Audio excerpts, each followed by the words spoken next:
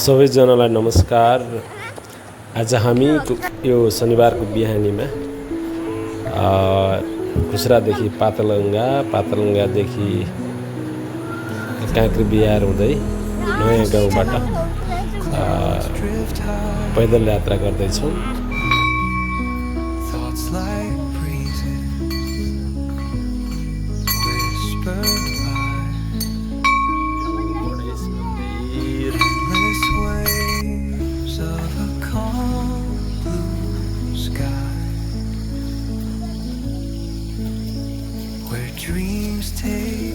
It is a big tree of the Patlanga.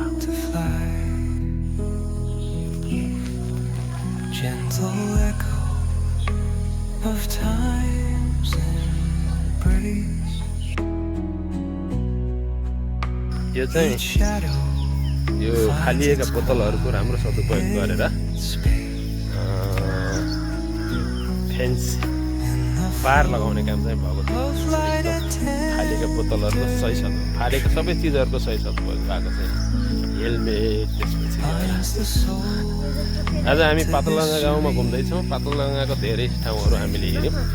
त्यसैमध्ये पातलङ्गाबाट देखिएको तिलपुर, गुप्तीपुर, ठौरी school हो।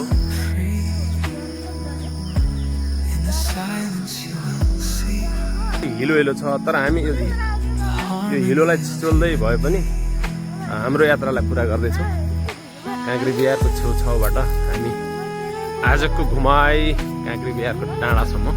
Guys ल हामी चाहिँ काँक्री बिहारको जङ्गलमा हिँडिरहेका छौँ। काँक्री बिहारको छेउछाउमा हाम्रो केटाहरू चाहिँ पछाडि एकदम जोसिएर हिँडिरहेका छन् नि।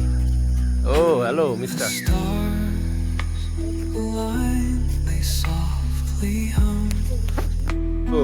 एकदम खतरा बाटोको कन्डिसन चाहिँ यस्तो रहेछ।